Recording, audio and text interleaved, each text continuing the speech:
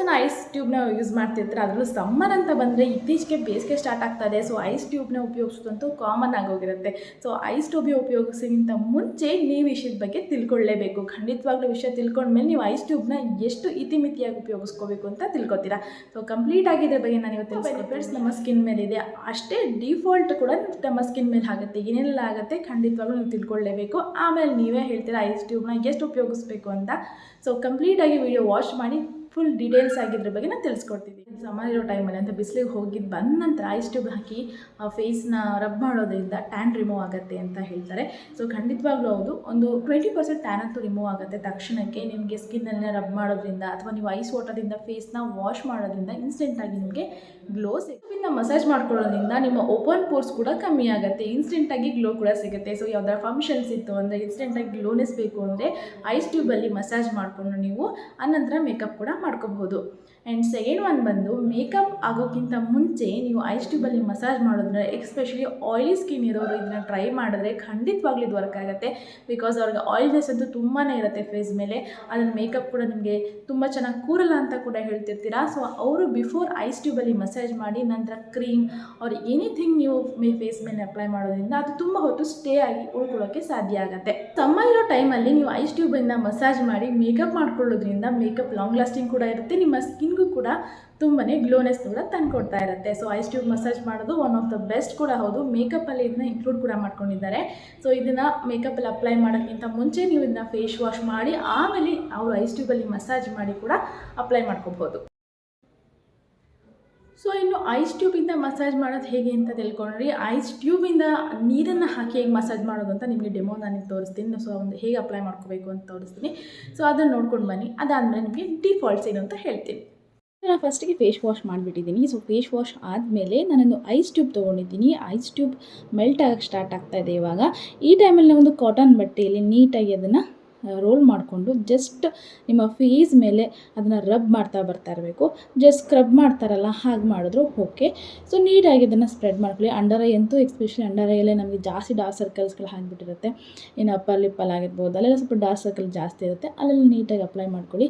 ಇನ್ನು ಕೆನ್ನೆ ಮೇಲೆ ಕೂಡ ಅಷ್ಟೇ ನೀಟಾಗಿ ಇದನ್ನು ಮಾಡ್ತಾನೆ ಹೋಗ್ತಾ ಇದ್ರೆ ನಿಮ್ಮ ಸ್ಕಿನ್ ತುಂಬ ಬಿಗಿಯಾಗಿ ಹೋಗುತ್ತೆ. ಜಸ್ಟ್ ಒಂದು 5 ಮಿನಿಟ್ಸ್ ಅಷ್ಟೇ ನೀವು ಅಪ್ಲೈ ಮಾಡಬೇಕು. ತುಂಬ ಜಾಸ್ತಿ ಐಸ್ ಟ್ಯೂಬು ಆ ಟ್ಯೂಬ್ ಖಾಲಿ ಆಗೋ ತನಕ ನೀವು ಅದನ್ನು ಮಸಾಜ್ ಮಾಡೋಣ ತಡಿ ಅಂತ ಹೇಳಿ ಮಸಾಜ್ ಮಾಡೋಕ್ಕೆ ಹೋಗಬೇಡಿ. ಸೊ ಆಲ್ರೆಡಿ ಹೇಳಿದಾಗೆ ನಾನು ತುಂಬ ಹೊತ್ತು ಇದನ್ನು ಕೆನ್ನೆ ಮೇಲೆ ಆಗಲಿ ತುಂಬ ಹೊತ್ತು ಹೋಲ್ಡ್ ಮಾಡಿ ಇಟ್ಕೊಳ್ಳೋದಷ್ಟು ಸೇಫ್ ಅಲ್ಲ.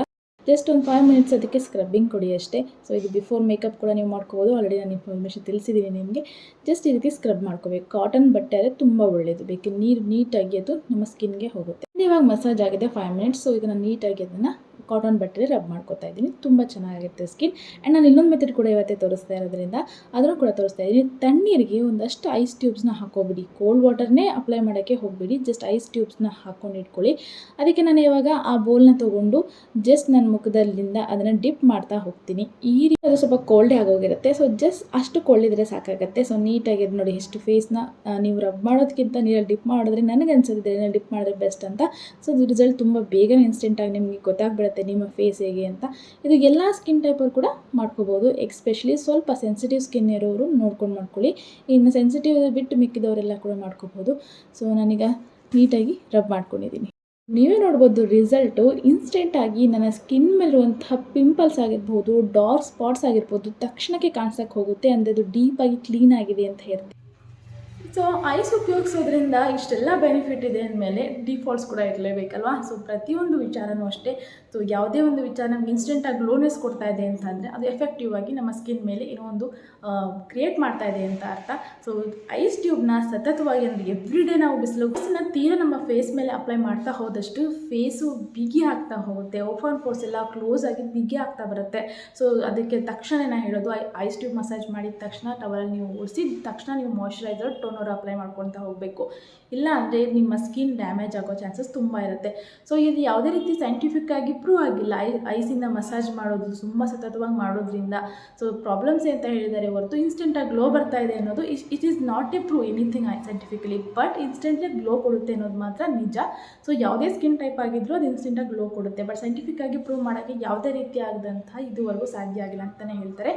ಡಾಕ್ಟರ್ ಕೂಡ ರೆಕಮೆಂಡ್ ಮಾಡ್ತಾರೆ ಡೈಲಿ ಅದನ್ನು ಅಪ್ಲೈ ಮಾಡೋದು ಅಷ್ಟು ಸೇಫ್ ಸೇಫ್ ಆಗಿರೋದಿಲ್ಲ. ಯಾಕೆಂದರೆ ಯಾವುದೇ ರೀತಿ ಪ್ರೂಫ್ ಇಲ್ಲ, ಅದು ಅಪ್ಲೈ ಮಾಡೋದ್ರಿಂದನೇ ಇನ್ಸ್ಟೆಂಟ್ ಗ್ಲೋ ಬರುತ್ತೆ ಅನ್ನೋದಕ್ಕೆ ಯಾವುದೂ ಪ್ರೂಫ್ ಇಲ್ಲದೆ ಇರೋದ್ರಿಂದ ಐಸ್ ಟ್ಯೂಬಿಂದ ಮಸಾಜ್ ಮಾಡ್ಕೊಳ್ಳೋಕ್ಕಿಂತ ಮುಂಚೆ ದಯವಿಟ್ಟು ಒಂದು ವೀಕ್ಲಿ 2 ಡೇಸ್ ಯೂಸ್ ಮಾಡ್ಕೋಬೇಕು ಅಷ್ಟಾದರೆ ಓಕೆ ಫೈನ್ ಅನ್ಬೋದು. ತುಂಬ ಜನ ಗ್ಲೋನೆಸ್ ಬರುತ್ತೆ ಅಂಥೇಳಿ ಐಸ್ ವಾಟರ್ನ ಅಪ್ಲೈ ಮಾಡ್ಕೊತಾ ಹೋದಷ್ಟು ಸ್ಕಿನ್ ಮೇಲೆ ಡ್ಯಾಮೇಜ್ ಆಗ್ತಾ ಹೋಗುತ್ತೆ. ಸೊ ನೀವೇ ನೋಡ್ತಾ ಹೋದಂತೆ ದಿನ ಐಸಿಂದ ಮಸಾಜ್ ಮಾಡ್ಕೊತಾ ಐಸಿಂದ ನಾವು ಫೇಸ್ ವಾಶ್ ಮಾಡ್ತಾ ಇದ್ದರೆ ತುಂಬಾ ಸ್ಕಿನ್ನು ಡ್ಯಾಮೇಜ್ ಆಗೋ ಚಾನ್ಸಸ್ ಇರುತ್ತೆ.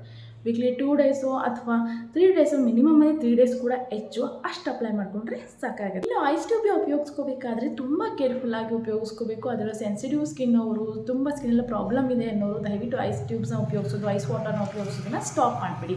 ಯಾಕಪ್ಪ ಅಂತಂದರೆ ನೀವು ಮೊದಲೇ ಸ್ಕಿನ್ ಡ್ಯಾಮೇಜಲ್ಲಿರುತ್ತೆ. ಸೊ ಅದಕ್ಕೆ ನೀವು ಐಸ್ ವಾಟರ್ ಅಪ್ಲೈ ಮಾಡಿ ಇನ್ನಷ್ಟು ಡ್ಯಾಮೇಜ್ ಮಾಡೋಕ್ಕೆ ಹೋಗಲೇಬಾರ್ದು. ಸೊ ಅಂಥವ್ರು ಏನು ಮಾಡಬೇಕು, ಒಂದು ಲೇಯರ್ನ ಬಟ್ಟೆಗಳನ್ನ ಹಾಕ್ಕೊಂಡು ಅದರಲ್ಲಿ ಐಸ್ ಟ್ಯೂಬ್ನಲ್ಲಿ ನೀವು ಮಸಾಜ್ ಮಾಡೋಕ್ಕೆ ಟ್ರೈ ಮಾಡಿ, ಆದಷ್ಟು ಅವಾಯ್ಡ್ ಮಾಡಿ. ಸೊ ಇಲ್ಲ ಅದು ಮಸಾಜ್ ಮಾಡೋದ್ರಿಂದನೇ ಸ್ವಲ್ಪ ರಿಲೀಫ್ ಅನಿಸುತ್ತೆ ನನಗೆ ಸ್ಕಿನ್, ಅಥವಾ ಆಯಿಲಿ ಸ್ಕಿನ್ ಇದ್ದು ತುಂಬ ಸೆನ್ಸಿಟಿವ್ ಆಗಿಬಿಟ್ಟಿದೆ ಅನ್ನೋರು ಕೂಡ ಐಸ್ ಮಸಾಜ್ ಮಾಡಬೇಕಾದ್ರೆ ದಯವಿಟ್ಟು ಕೇರ್ಫುಲ್ಲಾಗಿ ಮಾಡಿ. ಸೊ ಯಾವುದೇ ನಾನು ಆಲ್ರೆಡಿ ಹೇಳಿದಾಗೆ ಫಸ್ಟು ನೀವು ಒಂದು ಫೇಸ್ಗೆ ಅಪ್ಲೈ ಮೇಕಪ್ ಬಗ್ಗೆ, ಇನ್ನಷ್ಟು ಸ್ಕಿನ್ ಕೇರ್ಗಳ ಬಗ್ಗೆ ನಿಮಗೆ ನಾನು ಮಾಹಿತಿ ತಿಳಿಸ್ತಾ ಹೋಗ್ತೀನಿ. ಸೊ ನನ್ನ ಚಾನಲ್ ಸಬ್ಸ್ಕ್ರೈಬ್ ಮಾಡ್ಕೊಳ್ಳೋದನ್ನು ಖಂಡಿತವಾಗ್ಲೂ ಮಾಡಿ ಬೇಡಿ.